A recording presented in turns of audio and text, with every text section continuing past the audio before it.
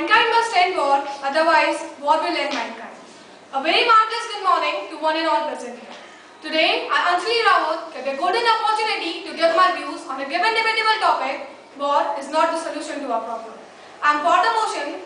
Firstly, I would like to tell you what is war. War is the greatest tragedy which use men best to do men worse. Coming to the point, the first point to support my argument is, a war cannot achieve, but peace can. The force of peace can rule over ignorance through petitions, over poverty and governmental operations. The victory in war not only causes happiness, but it also causes lifeless bodies as far we can see. For example, the war between Germany and Japan. I would like to raise a question before you. Have you ever seen a plant growing without a root? I think absolutely not. It's saying that we are the root. We conduct war, it's like a plant.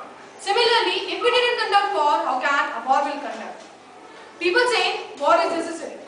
People say war is necessary. A glance of past history will tell how war has been a recurrent phenomena in the history of nation.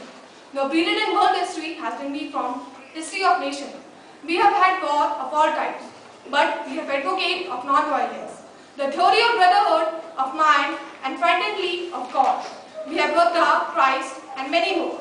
If you are talking about the history, the name of Mahatma Gandhi deserves a special mention.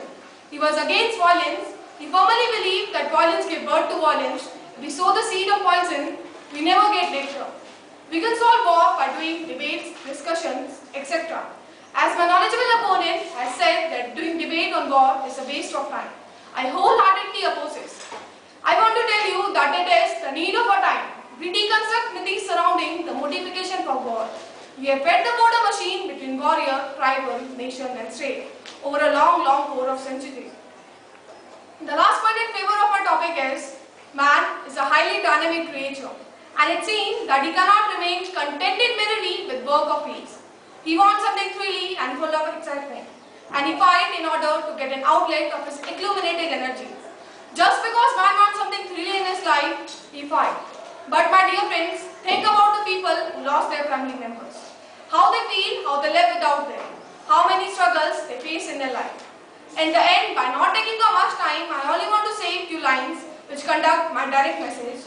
As Mahatma Gandhi said, peace sounds simple. Peace sounds simple but beautiful word. But it requires everything. Every dream, every strength and every high ideal. And we are the ideals of India, so we have to stand against war if we want to do something for our country. That's all. Thank you. And I hope that you all follow my view.